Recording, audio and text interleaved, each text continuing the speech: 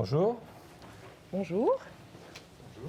Ravi de vous retrouver, ravi d'être à ce congrès, être invité. Je m'appelle Arnaud Camus, je dirige l'Académie Equi-Coaching, une académie qui est spécialisée sur le management en entreprise, assistée par le cheval. Nous avons créé cette académie il y a une dizaine d'années et avons pu rencontrer à peu près 300 sociétés. Nous avons eu quasiment 1500 stagiaires qui sont venus en groupe, en équipe, qui nous ont montré leurs attentes, leurs besoins à travers leurs problématiques d'entreprise, encore plus fortes avec le Covid, car bien sûr, depuis 2 ans, la cohésion d'équipe et l'esprit d'équipe devient primordial et devient même, je pense, une situation parfois très impactante chez eux parce qu'ils ne se voient plus. Et la gestion des équipes est sans doute aujourd'hui le thème dans la formation professionnelle le plus demandé, ou un des thèmes le plus demandés. Je suis assez persuadé qu'on va essayer, avec Laurence, ce qui va se présenter, vous amener très concrètement quelques idées, quelques repères, quelques méthodes pour vous donner des réflexes pour créer cette cohésion et cet esprit d'équipe. Laurence, présente-toi. Merci. Donc, moi, je m'appelle Laurence Flichy. Je suis psychologue de formation. J'ai un parcours assez varié puisque j'ai fait un mémoire de fin d'études sur la médiation thérapeutique avec les chevaux. Donc c'est un sujet qui me passionne depuis longtemps, cette relation entre les humains et ces animaux extraordinaires. J'ai travaillé 10 ans en ressources humaines dans un groupe américain et donc depuis une dizaine d'années avec Arnaud, nous travaillons sur ces formations. J'ai aussi un parcours de cavalière puisque je suis cavalière depuis ma tendre enfance et j'ai donc vécu des expériences dans des clubs variés dans différentes régions de France. J'ai donc pu partager les joies et les peines des dirigeants de structures dans lesquelles j'ai pratiqué l'équitation et où mes enfants également ont pratiqué l'équitation. Donc Arnaud, est-ce que tu peux nous dire aujourd'hui, toi, ton parcours? Alors, j'ai 4 enfants. Il y en a qui sont des cavaliers. J'ai été président d'association de club hippique. J'ai organisé des concours hippiques. Donc, votre problématique, je la connais, je l'ai vécue. Bravo parce que vous faites des métiers durs, vous faites des métiers, des activités de passion et c'est jamais facile d'arriver à essayer de tout rassembler, la passion, l'envie, la mobilisation. Et moi, mon parcours a été d'essayer de mêler la passion des chevaux à mon activité professionnelle. À ce jour, je pense qu'on commence à y arriver, mais c'est beaucoup d'implication. Et nous essayons de faire partager ce qu'on connaît aujourd'hui, la joie de travailler dans ce qu'on aime avec nos clients. Mais je pense que vous avez sans doute la même problématique que nous. Quel est le constat qu'on peut faire aujourd'hui dans les clubs? Alors, nous, ce qu'on peut constater, quand on a discuté ensemble pour réfléchir un peu de ce qu'on allait évoquer avec vous, en fait, en tant que responsable de structure équestre, vous êtes confronté à 2 problématiques. La première problématique, qui est difficile à résoudre et qui est partagée avec d'autres entreprises aujourd'hui, c'est comment recruter des équipes, comment les motiver et les garder. En fait, aujourd'hui, le contexte économique fait que les gens ont plus tendance à bouger. Voilà, ils ne vont pas avoir forcément envie de rester très longtemps sur un même lieu de travail. Les jeunes seront peut-être moins disposés à effectuer des travaux pénibles. Hein. Le curage, l'entretien des écuries, c'est pas très sexy et c'est pas forcément pour ça qu'ils viennent chez vous. Ils auront donc quelques exigences également sur leur qualité de vie, sur la possibilité d'avoir du temps pour eux. Et donc ils seront peut-être un peu moins souples, un peu moins disponibles en soirée, le week-end, alors que vous, c'est sur ces moments-là que vous allez avoir besoin d'eux. Donc l'ère du jeune salarié à qui on confie les tâches ingrates et les chevaux récalcitrants à monter pour voir s'il est vraiment motivé, je pense qu'elle est révolue et il va falloir trouver un autre moyen pour qu'il reste avec vous. Voilà, donc il va falloir comprendre leurs besoins, leur proposer un projet qui les intéresse et il faut qu'il y ait un partenariat gagnant-gagnant pour pouvoir les fidéliser. La deuxième problématique qui est spécifique au monde de l'équitation, c'est que c'est un monde émotionnel. Avec les chevaux, on vit des grandes émotions, des grandes joies, la victoire, une naissance de poulain, voilà, mais aussi des très grandes peines, des grandes peurs aussi. Et donc, en tant que dirigeant de structure équestre, c'est essentiel que vous soyez capable d'accompagner ces émotions parce que ça a un effet multiplicateur de toutes les problématiques par rapport à une entreprise classique. Alors, Laurence, on définit la cohésion d'équipe, certes parfois dans le bien faire ensemble ou le savoir-être, mais plus précisément, c'est quoi la cohésion d'équipe ?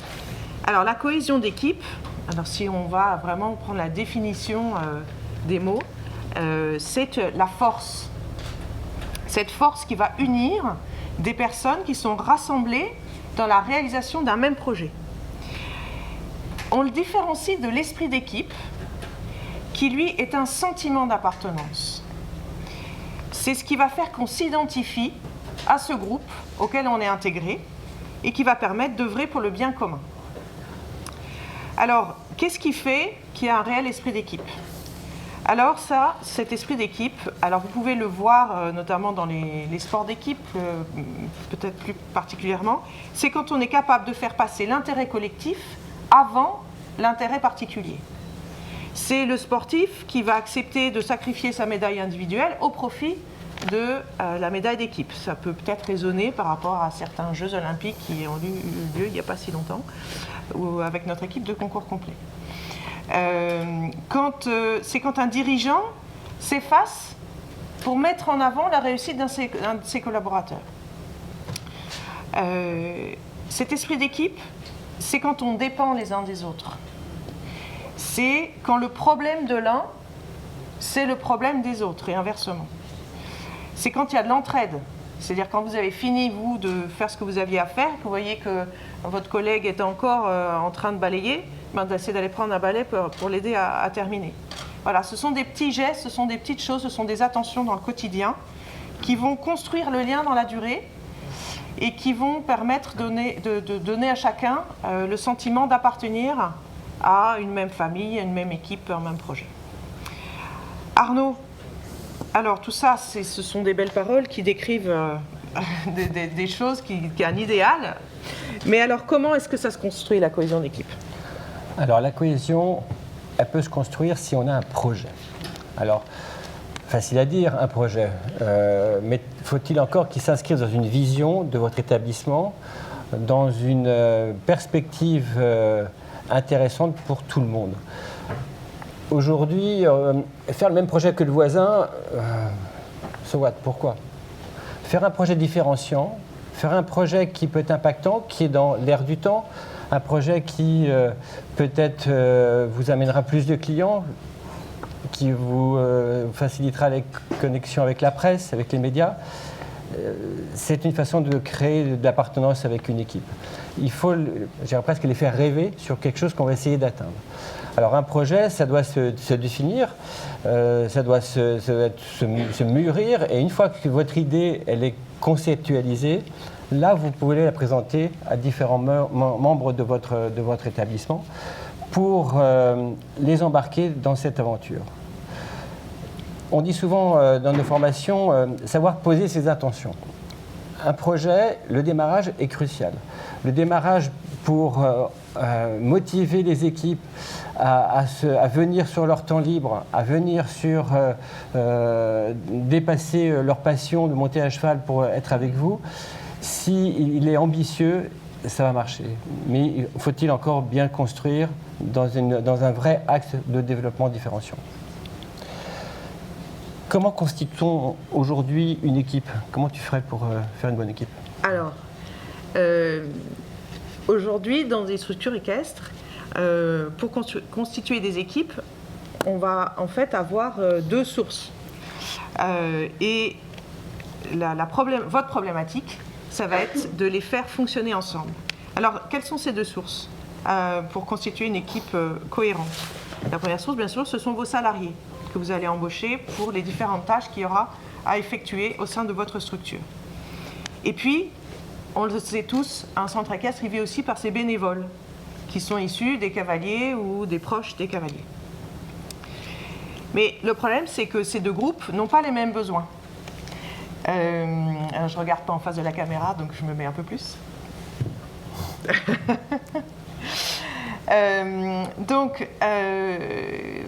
Ces membres de groupe, ils sont dans votre écurie pour des raisons variées. Et parfois à l'opposé, parce que le salarié, il est là pour son travail et les autres pour leur loisir. Donc il va falloir trouver un dénominateur commun qui va permettre de fédérer l'ensemble de ces personnes dans la durée. Alors Arnaud, est-ce que tu peux nous parler plus spécifiquement des besoins du salarié? Alors le salarié, quand il arrive chez vous, c'est parce que vous l'avez choisi qu'il vous a choisi, certes. Mais une fois que cette étape est réalisée, que la signature du contrat est faite, il est à la recherche d'autre chose aussi. Il est à la recherche d'une évolution pour sa carrière ou son métier. Il est à la recherche de repères positifs. Il est à la recherche de liens sociaux. Il peut aussi bien avoir des liens avec vous qu'avec les clients, avec les partenaires, avec les fournisseurs. Faut-il encore qu'il soit impliqué et que vous lui donniez la possibilité de créer ce lien? Il est à la recherche d'une reconnaissance. Si vous le mettez en avant, il va être motivé. Et c'est sans doute le moteur de la performance. Les besoins du bénévole. Alors les besoins du bénévole, ce n'est pas tout à fait les mêmes besoins que ceux du salarié. D'abord, pourquoi est-ce qu'il vient? Il vient pour occuper son temps libre, pour faire une activité en lien avec ses enfants, pour partager des moments de convivialité avec d'autres parents ou d'autres cavaliers qui partagent sa passion du cheval. Certains vont le faire par altruisme ou par générosité. Il y en a d'autres qui peuvent être un peu plus ambivalents dans leur participation aux activités et chercher un peu de pouvoir ou de reconnaissance qu'ils n'auraient pas trouvé ailleurs. Donc ceux-là, quelquefois, peuvent être un peu difficiles à gérer et donc, sans les décourager, il faut quelquefois savoir les canaliser. Alors, quelle que soit leur motivation, les bénévoles, ils ne sont là que parce qu'ils ont envie d'être là. Donc, il va falloir savoir ce qui les rassemble pour entretenir l'envie, créer de la motivation. Ce bénévole, il est fidèle si on ne l'épuise pas. Donc, il faut songer à ne pas toujours faire appel aux mêmes personnes, avoir un réservoir suffisant pour opérer un roulement sur vos activités de l'année. Et puis, s'appuyer sur les complémentarités afin de constituer des équipes efficaces. Alors, Arnaud, comment est-ce que, on a parlé du salarié tout à l'heure, est-ce que tu peux nous donner quelques conseils pour faire un recrutement réussi? Alors, c'est dur de recruter. C'est dur de recruter la bonne personne ou les bonnes personnes. On a parfois une envie de recruter celui qui vous ressemble, mais ce n'est pas forcément la meilleure idée. Il faut recruter des complémentarités, il faut recruter sur des savoir-faire différents qui s'inscrivent dans votre vision de développement d'entreprise. Alors, c'est sûr qu'aujourd'hui, c'est compliqué d'avoir... Je crois que tous les secteurs sont impactés sur le recrutement. Mais plus vous ferez envie à des futurs salariés d'être sur un projet innovant, impactant, plus vous aurez sans doute de candidats possibles. La complémentarité des compétences, elle peut aller jusqu'au diplôme, elle peut aller jusqu'au savoir-faire. C'est-à-dire que vous avez aujourd'hui, la jeune génération, les outils des réseaux sociaux et autres savent très bien sûr, les utiliser, ou en tout cas mieux qu'une autre génération. il faut impérativement s'appuyer là-dessus. Il faut aussi impérativement s'appuyer sur des gens qui ont une certaine empathie, un certain relationnel, parce qu'ils sont en relation avec votre clientèle. Donc vous mettez votre clientèle entre des mains de gens qui sont parfois très en retrait de la connexion ou de la relation. Et ce n'est pas toujours facile, c'est votre image qui en dépend. Donc le recrutement, c'est votre rayonnement. Donc il faut vraiment peut-être prendre plus de temps, mais choisir la personne qui va correspondre à votre projet et à votre ambition. Recruter pour recruter parce qu'il vous faut du monde, à moins que ce soit des emplois très courts, pourquoi pas. Mais je pense qu'aujourd'hui, la génération des 20-30 ans s'inscrivent dans des projets personnels, parce qu'ils ont envie aussi de s'épanouir. Il y a quelques structures qui ont monté des entreprises ou monté des projets qui sont devenus des sociétés avec les salariés qu'ils avaient, parce que vu du développement, ils les ont associés à cette façon-là. Et c'est une façon de recruter avec de l'ambition. Pour les bénévoles, comment peut-on les récupérer? Alors, les bénévoles. Alors très concrètement, quand les gens, vos clients viennent s'inscrire pour monter à cheval, on peut imaginer que vous ayez dans vos fiches d'inscription une rubrique dans laquelle vous leur demanderez quelles sont leurs compétences en dehors de l'équitation et le temps qui serait éventuellement disposé à consacrer à vous donner un coup de main sur leur domaine d'expertise. Donc c'est peut-être comme ça que vous pourrez trouver un web manager qui va s'occuper de votre site internet ou une équipe de crêpières pour la fête de Mardi Gras que vous allez organiser ou des chefs de paddock pour le prochain concours. C'est comme ça qu'on peut se constituer un petit réservoir de compétences. Alors, Arnaud, il y a quelque chose de très important. Quand on vient de recruter quelqu'un, un nouveau salarié, comment est-ce qu'on fait pour réussir la première étape? Alors, c'est simple.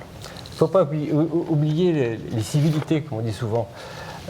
Vous avez un nouveau salarié qui arrive dans vos équipes, il faut le présenter. Il faut le présenter à vos partenaires, à vos fournisseurs, à vos clients, à vos bénévoles.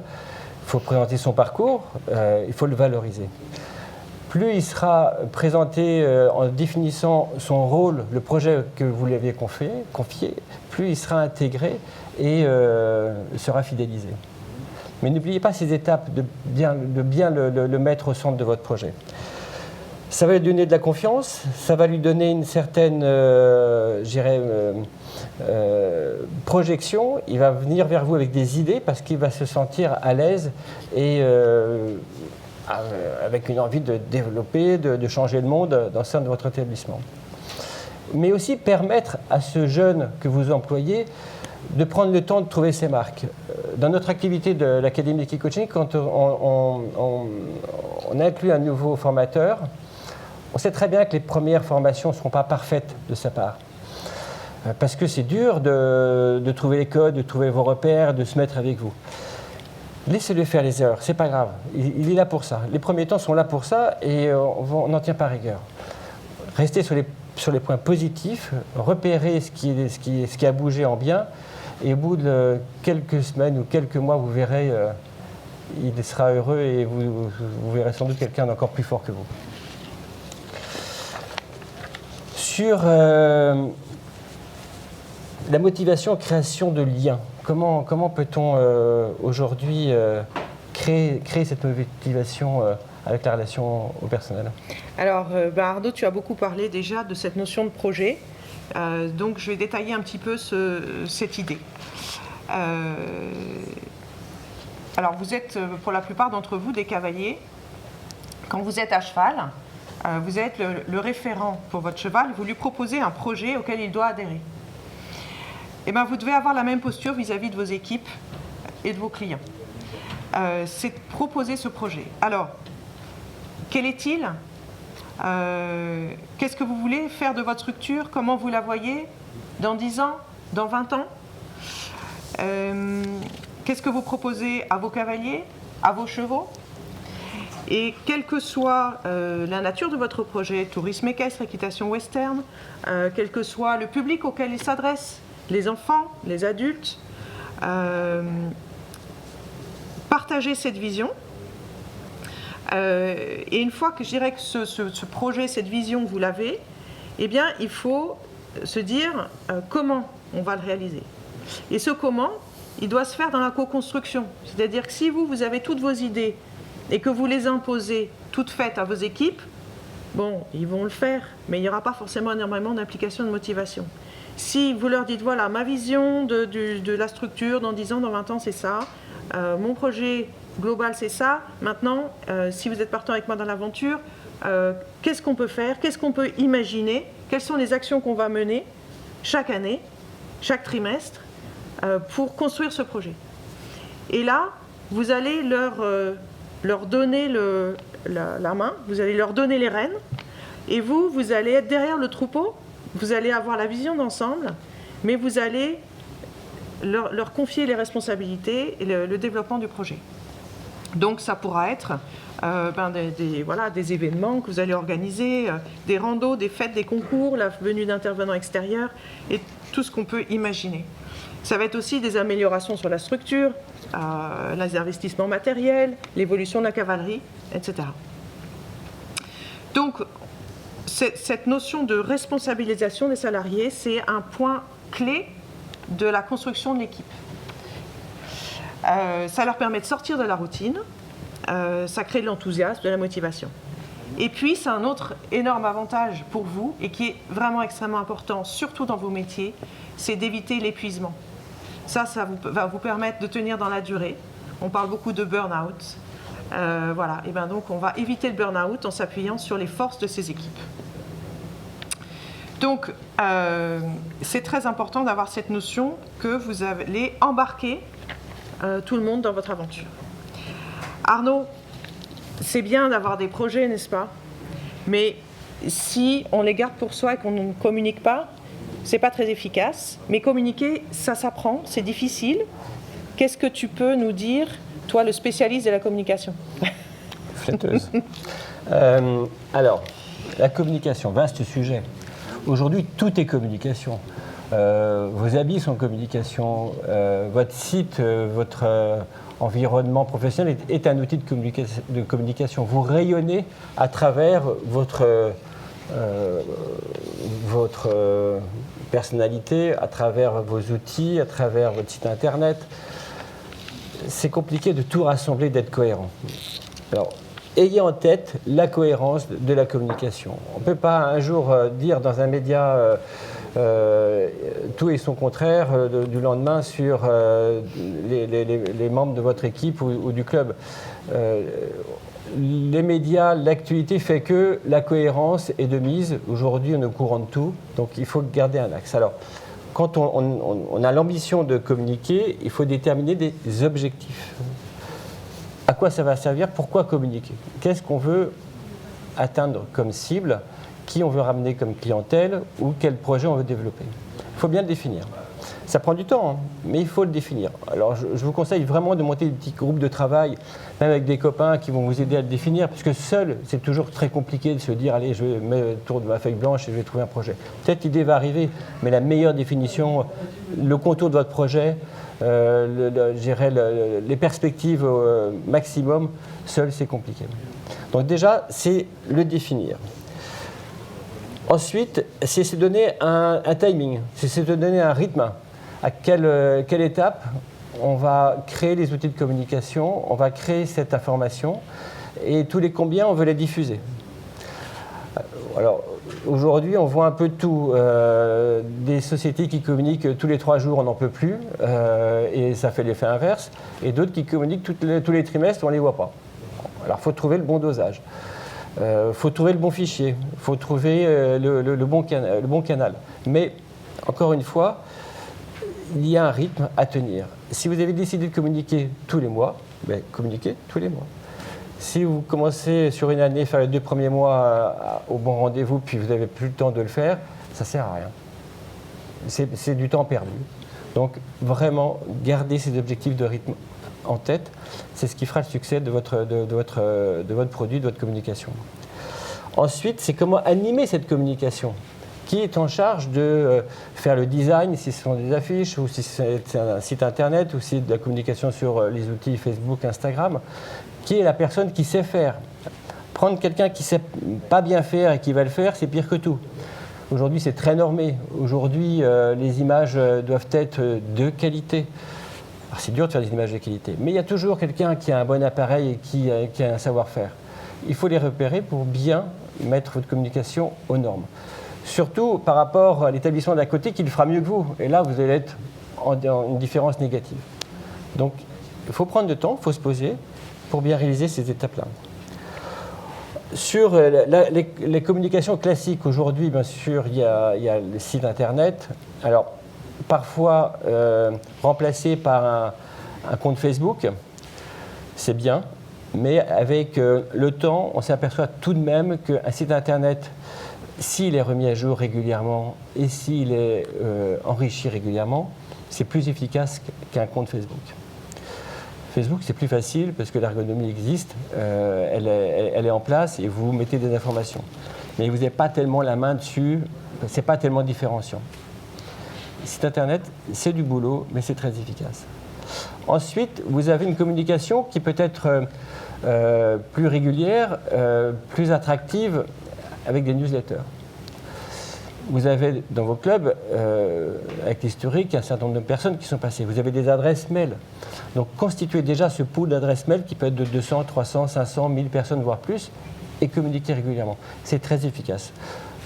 Pour ce qui nous concerne avec l'Académie Key-Coaching, nous communiquons tous les 15 jours et c'est un des canaux qui nous ramène des contacts. Donc la newsletter, c'est quelque chose de bien, ça demande du temps, mais c'est pas obligé, vous n'êtes pas obligé d'en faire 10 pages. Une page suffit avec des informations clés. Vous avez bien sûr la prise de parole dans les journaux locaux. C'est important parce que vous êtes vu, on sait que vous faites des choses, on sait que les élus peuvent aussi vous regarder. Pas oublier cette information. Ils sont tous demandeurs, les journaux locaux, de contenu. Donc allez les voir pour leur dire voilà notre projet, voilà ce qu'on va faire, où est-ce que nous en sommes. C'est assez intéressant. Ensuite, il y a une communication qui peut être plus locale sur votre site. Un panneau, alors des panneaux propres. Des panneaux avec des images qui sont décollées, qui sont fendues par le gel ou je ne sais quoi, c'est catastrophique. C'est votre image, encore une fois, c'est votre rayonnement. Il ne vaut mieux pas de panneau qu'un panneau qui ne soit pas propre. Les abords, la communication de votre club, c'est le parking déjà. C'est un abord propre, c'est des labels bien affichés, c'est un clubhouse nettoyé, c'est une offre de restauration éventuellement. C'est votre communication. Donc tout ça participe à votre rayonnement et à votre performance. Une fois que tout ça est en place, nous faisons au sein même de l'Académie régulièrement des évaluations par nos clients. C'est-à-dire que nous avons un petit outil d'une dizaine de questions où on leur demande ce qu'ils ont aimé de façon importante, ce qu'ils ont moyennement apprécié et ce qu'ils n'ont pas du tout aimé et trouvé même négatif. Ben, je vous assure, faire ce petit questionnaire tous les 2 mois, c'est riche d'enseignements, ça vous remet sur les rails et ça vous évite vraiment beaucoup de fausses routes. Je pense que tous ces outils, cette prise de conscience de la cohérence de votre communication, c'est important. Alors, bien sûr, il y a aussi les chevaux. Des chevaux, une écurie bien tenue et haute fait partie de votre communication. Des bars propres, des installations nettoyées, tondues et hautes font partie de votre communication. Voilà, je pense que c'est important de prendre conscience de ça. Et je pense, pour compléter ce que tu viens de dire, Arnaud, que c'est ça qui va développer la fierté de vos équipes d'appartenir à une structure qui justement va avoir une belle image à l'extérieur. Voilà. Alors, quand c'est bien beau de dire, voilà, il faut tout changer, il faut tout faire, il faut tout bien faire, mais tout ça est mené par un dirigeant, par un leader. Être leader aujourd'hui de votre entreprise, ben, c'est votre job. C'est dur d'être leader. Là aussi, c'est des choses pas faciles, parce qu'on ne l'a pas appris à l'école. C'est un peu, soit c'est naturel, soit faut apprendre, faut faire. Laurence, peux-tu nous définir le rôle du leader aujourd'hui ? Alors le leader, bien sûr, il va être fondamental dans cette cohésion d'équipe. D'abord parce que c'est lui qui va donner la vision, qui va être la référence. Il y a un grand général qui a dit « Le leader, c'est celui qui absorbe l'inquiétude et qui diffuse la confiance ». Alors, pour faire ça, il connaît les compétences de son équipe. Alors, connaître chacun. C'est pas juste savoir s'il va être bon, un bon palefrenier, un bon groom ou un bon cavalier. Ça va au-delà de ça. C'est s'intéresser à l'autre en tant que personne. Mais c'est aussi trouver le bon équilibre, c'est-à-dire que vous allez poser des questions, bien sûr, vous intéresser à la vie de chacun, mais il y a des gens qui pourraient le percevoir comme quelque chose d'intrusif. Donc il faut trouver ce bon équilibre, cette bonne distance à instaurer avec vos équipes. L'esprit d'équipe, il se traduit dans les gros projets dont on a parlé tout à l'heure, mais il se traduit surtout dans les petits gestes du quotidien. C'est un peu comme une vie de famille. C'est le sourire le matin, le bonjour, c'est aller prendre un petit café quand on a fini de faire les écuries, c'est être attentif aux joies, aux peines, c'est fêter les anniversaires. C'est toutes ces choses qui vont faire que la vie aux écuries, ce sera agréable. C'est ce qu'on appelle prendre soin des autres. Et c'est ça aussi qui va faire que le jour où vous aurez besoin d'aide, on sera disposé à vous la donner. Alors, il y a quelque chose qui est fondamental dans le rôle du leader, c'est la confiance. Et la confiance, ça se traduit dans la capacité à déléguer. Et déléguer, c'est accepter que les gens puissent faire des erreurs. Et bon, alors bien sûr, il y a des erreurs plus graves que d'autres. Il faut que l'erreur, elle soit source de progression. Alors, par exemple, nous, dans notre métier d'équipe coach, c'est vraiment quelque chose qu'on travaille avec les entreprises. C'est de dire, ben voilà, vous allez vous tromper, vous allez essayer des choses, vous allez vous tromper, et ben après, vous allez changer, vous allez progresser. Donc, il faut accepter que tout ne soit pas parfait ou que tout ne soit pas exactement comme vous l'auriez fait. Celui qui intervient surtout, qui veut faire à la place des autres, eh ben, il s'expose à l'épuisement, ce dont je parlais tout à l'heure. Donc, aussi charge à vous de faire monter vos équipes en compétences. Ok, alors, c'est pas facile de faire monter en compétences, parce qu'une fois qu'on a des habitudes avec des salariés, avec des équipes, se dire, ok, je vais penser à lui pour qu'il aille plus loin, ça ne va pas me servir tout de suite, ça va l'aider, bien sûr à le fidéliser dans la structure. Comment on fait monter quelqu'un en compétence? Alors c'est important déjà de définir quels sont les souhaits de la personne. Donc c'est important une fois par an de faire le point, au moins une fois par an, de faire le point avec elle sur quels sont ses objectifs pour l'année et qu'est-ce qu'elle voudrait développer. Et puis ensuite, il faut mettre en place les actions correspondantes. Alors ce sera peut-être un stage à l'extérieur ou ce sera des échanges avec d'autres centres, enfin, il y a tout type de formation possible ou de moyens de progresser. Il faut que vous vous souveniez que comme dans une reprise de poney, on est au rythme du plus lent. Donc si vous voulez faire évoluer votre équipe et qu'elle avance plus vite, qu'elle soit plus performante, il faut se préoccuper de ceux qui vont plus lentement, qui sont en retrait, qui ont plus de mal. Alors, il y a... Oui, alors, se préoccuper du plus lent, c'est certain que les entreprises qui sont toujours avec un leader devant et les gens derrière qui sont à la traîne, on les perd. On les perd. C'est très dur de revenir en arrière, d'arrêter son projet, de réengager tout le monde et de repartir. C'est plus facile si vous êtes, ce que disait Laurence, vous êtes derrière la troupe, vous donnez l'énergie et vous les faites avancer. Mais il y a un truc qui est important, Laurence, dans la relation à l'autre et dans le quotidien. Pour savoir si on est dans la justesse de la relation, pour créer cette cohésion, toujours, c'est le feedback. Comment tu définis le feedback aujourd'hui? Alors le feedback, c'est un grand mot qu'on utilise beaucoup dans les entreprises. En fait, donc l'idée, c'est faire un retour à la personne. C'est très important que les gens sachent si ce qu'ils font, que ça correspond à vos attentes ou pas. Donc, c'est déjà dire quand vous êtes content. Alors ça paraît idiot, hein, mais c'est peut-être, ça vous paraît peut-être normal que l'écurie soit bien balayée. N'empêche que si vous le dites à la personne que vous trouvez que c'était vraiment bien balayé, que vous êtes content et que vous aimez bien voir votre écurie propre, ça lui fera plaisir, ça ne vous coûte pas cher et c'est motivant, c'est agréable pour la personne, ça lui donne envie de recommencer le lendemain. Après, il y a aussi les situations, on a dit on a le droit à l'erreur, mais quelquefois, quand il y a des erreurs, il faut être capable de dire ce qui ne va pas.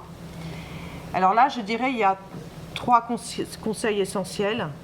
C'est si vous êtes énervé, ne le dites pas tout de suite, attendez de vous calmer. Parce que sous le coup de l'émotion, sous le coup de la colère, on peut dire des choses qui dépassent notre pensée et là, ça va tout faire exploser et après ça, on risque de le regretter et d'aller trop loin. Donc éventuellement, laissez passer une nuit et reprenez le problème le lendemain matin. Parfois 2 nuits. Bon, ensuite, basez-vous sur les faits. C'est-à-dire, si vous avez quelque chose à reprocher à la personne, il faut que ça soit factuel. Qu'est-ce qui ne va pas? Qu'est-ce qui n'a pas fonctionné? Et puis surtout, cherchez ensemble une solution. Qu'est-ce qu'on va faire pour corriger le tir, pour changer? Voilà. Donc ça, c'est vraiment important. Ne laissez pas accumuler les choses dans le temps, parce que ça aussi, c'est le meilleur moyen. Si on laisse passer, qu'on accumule la rancœur, le jour où vraiment on n'en peut plus, on va exploser. Et la personne ne comprendra pas pourquoi on n'a rien dit pendant 6 mois et puis tout d'un coup on explose. Voilà, donc communiquez, dites les choses régulièrement, faites du feedback. Il y a une devise équestre que vous devez connaître, demandez peu et remerciez souvent. Je crois que ça s'applique assez bien au travail d'équipe. Ok, Laurence, mais bon, ça c'est des intentions, il faut le faire. En termes de... Si on n'est pas leader, comment on peut devenir leader dans une équipe? Alors, bon, je crois qu'on n'est pas obligé d'être quelqu'un de très autoritaire ou pour emmener son équipe, simplement avoir l'envie et être cohérent, faire ce que vous dites ce que vous faites pour gagner la confiance et le respect. Si vous exigez une écurie rangée et que vous laissez traîner vos affaires, vous allez vite perdre toute crédibilité. Donc voilà, cette notion de cohérence, c'est très important. Et puis, le jour où il y a un succès, sachez vous effacer derrière vos équipes, les mettre en avant. Agissez avec eux comme vous auriez envie qu'ils agissent avec vous. Voilà, c'est peut-être le meilleur moyen de créer un esprit d'équipe. Arnaud, peut-être en quelques mots, il y a quelque chose qui est important pour toi, que tu transmets beaucoup aux équipes qui viennent travailler avec nous, c'est la notion de valeur. Est-ce que tu peux nous en dire un mot? D'autant plus que ma structure s'appelle Marquer Valeur. Imaginez bien qu'on l'infuse tous les jours, on essaye d'y penser et d'être exemplaire par rapport à ça. La cohésion d'équipe, c'est ce qu'il y a de plus beau dans le boulot. Parce que quand on est tous ensemble, on regarde plus sa montre. Quand on est sur le projet et qu'il y a un esprit d'équipe, on est sur le toit du monde parce qu'on a envie d'y arriver tous ensemble. On est porté par quelque chose qui fait que c'était super et on va le fêter. Ce qui est important, c'est partager des valeurs communes. Alors, vous avez un club, vous avez du monde, des gens qui viennent de tous les horizons. Ce qui peut vous rassembler, c'est des valeurs qui sont peut-être la performance, qui sont peut-être la transparence, l'engagement, la cohésion. Il faut trouver 4-5 valeurs qui sont porteurs au quotidien de cette énergie. Alors, comment déceler ces valeurs communes à votre clientèle et à vos salariés et vos partenaires? Par un petit exercice assez simple, vous pouvez les réunir un soir, fin de journée, pour un apéro éventuellement, un apéro valeurs, pourquoi pas. Les faire parler, prendre un paperboard et qui vous donnent les mots pour lesquels eux attachent de l'importance, les attitudes dans lesquelles ils attachent de l'importance. Allez, s'il y a 10-15 personnes, vous allez peut-être avoir une trentaine de mots qui vont sortir. Ben, tous ensemble, mettez-vous d'accord sur 4 ou 5 attitudes. Et ces 4-5 attitudes vont être un peu le mode d'emploi de tous ensemble pouvoir travailler autour de cette référence que vous allez après mettre dans vos actions, vos produits et services. Alors, j'ai pour habitude de dire s'il y a 5 valeurs identifiées, 5 attitudes identifiées de référence, dans une action ou dans une manifestation, il faut qu'au moins on en retrouve 3. Pas facile, hein, mais c'est beaucoup de rigueur.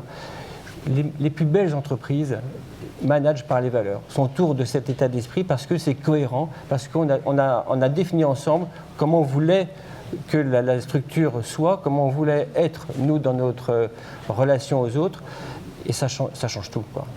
C'est vraiment l'étape d'au-dessus dans l'esprit d'équipe ou la cohésion d'équipe. Arnaud, je crois que le temps passe et il va falloir qu'on arrive à la conclusion. Est-ce qu'il y a, pour conclure, les 5 idées importantes? Alors, avant de conclure, on peut répondre à une question ou deux éventuellement, et notre ami va nous poser cette question. Alors oui, je vous rappelle qu'il y a un numéro de téléphone qui est à votre disposition, qui a d'ailleurs été largement utilisé. Alors je vous rappelle ce numéro de téléphone, ce qui nous permet d'avoir un petit peu d'interactivité. On n'a pas pu effectivement installer ce dispositif dans toutes les régions pour pouvoir échanger. Ce sera peut-être fait l'année prochaine, en tout cas on y travaille. Numéro de téléphone 07 88 09 49 35.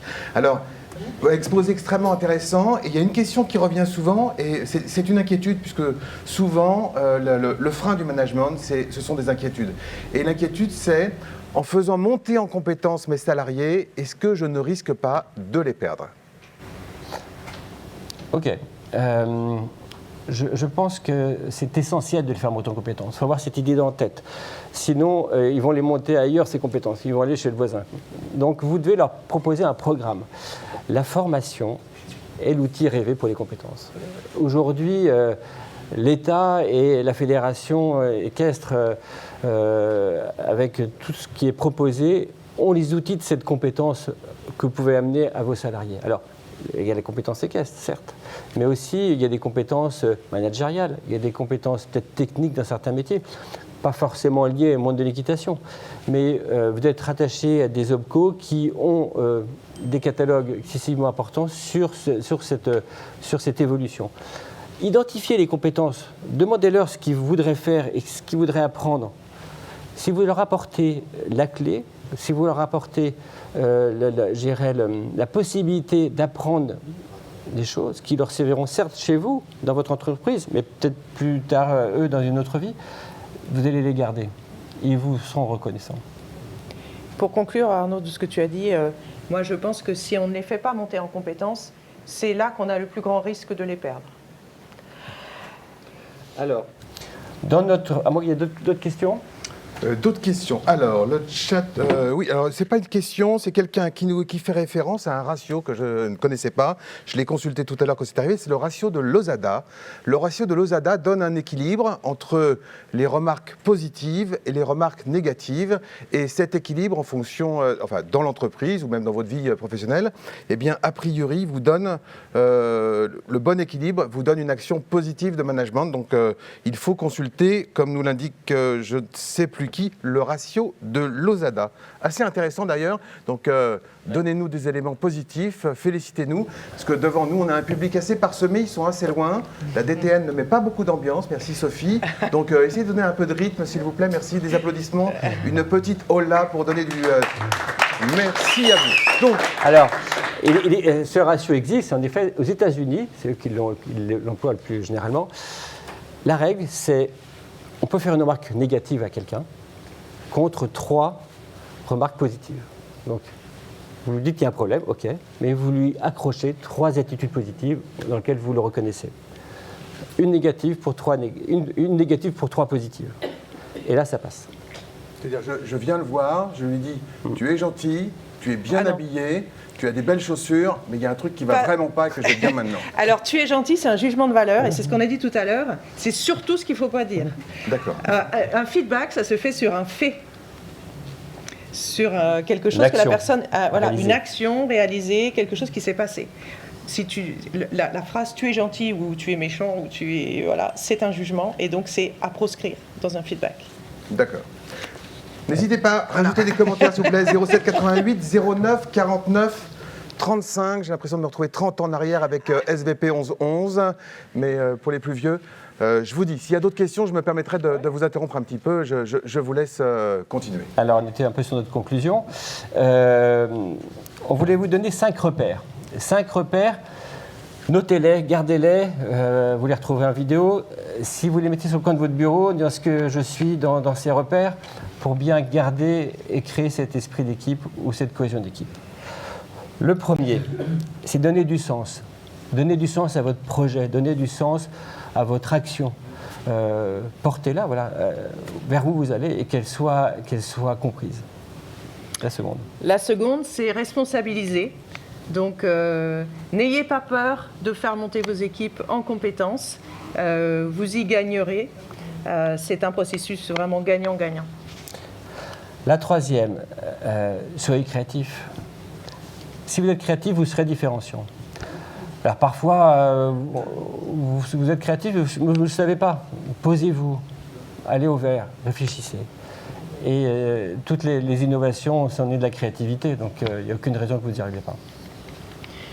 Le quatrième, c'est la co-construction. Donc, construisez votre projet avec vos équipes et ne soyez pas timide, communiquez sur ce que vous faites. Et ce qui permettra aux personnes de s'identifier et de s'attacher à ce projet. Et la dernière, c'est la convivialité. La fête de la défaite. On s'est trompé, ben c'est pas grave. On ouvre une bouteille de champagne et on va essayer de comprendre pourquoi on s'est trompé pour ne pas recommencer. Vraiment, la convivialité, c'est c'est le sel de la vie, c'est ce qui fait qu'on a envie de se retrouver. D'autant plus dans le monde équestre, je crois. Laurence, 3 lignes pour finir. Alors, pour finir, bon, j'espère qu'on vous a donné des éléments qui vont vous permettre d'avoir des idées, de mettre quelque chose en pratique au quotidien pour développer ce sentiment d'appartenance et l'identification à votre projet, qu'ils s'y retrouveront, qu'ils auront à cœur de le faire vivre, de le faire grandir. Et comme le dit une enseigne que je ne citerai pas, on ne viendra plus chez vous par hasard. Merci. Voilà, merci.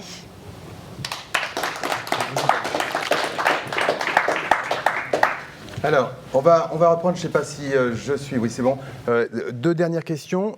Alors, ne faites pas de publicité s'il vous plaît pour votre entreprise, mais les gens qui veulent se former, ils doivent axer leur formation sur quoi? Où se former et quelles compétences avoir? Enfin, est-ce que vous avez des thèmes importants à leur conseiller? Ou des formations plutôt importantes à leur conseiller? Alors, aujourd'hui, tout existe en termes de formation. Je pense que la première pour un dirigeant, des formations en management, ça existe.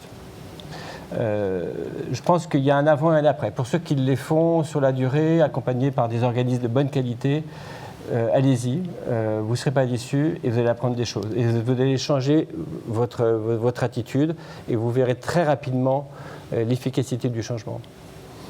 Après, aussi, formez-vous sur les outils de la communication d'aujourd'hui. Ça peut coûter moins cher de savoir faire quelque chose que le déléguer à quelqu'un ou payer un prestataire et autres. C'est pas très compliqué. Au départ, ça paraît énorme, mais publier sur Instagram, sur Facebook ou voir animer son site internet, c'est quelques heures. C'est quelques heures. Je pense en 5 ou 10 heures, vous arrivez à avoir les outils pour le faire. Dernière question, une question de Jean-Luc V. Qui peut me dire que je suis un bon manager? Laurence. Alors, je crois que tout à l'heure, Arnaud a évoqué cette idée de régulièrement recueillir le sentiment des équipes, des clients, des salariés. Donc, l'enquête de satisfaction, ça peut être un moyen de recueillir de l'information. Et c'est aussi lorsque on prend le temps avec ses salariés de façon un petit peu plus formelle, une fois par an, de fixer les objectifs de l'année. C'est aussi un moment où on peut demander, à dire, écoute, qu'est-ce que tu crois que je peux améliorer, moi, dans mon quotidien? Quels sont tes besoins dans notre relation, dans nos modes de fonctionnement? Voilà, c'est poser la question simplement et écouter ce qu'on a à nous dire et changer, s'il y a des choses à changer. Merci beaucoup de cette intervention. Je rappelle Laurence Flichy, psychologue et formatrice Equicoaching, et Arnaud Camus, qui est le fondateur de l'Académie Equicoaching.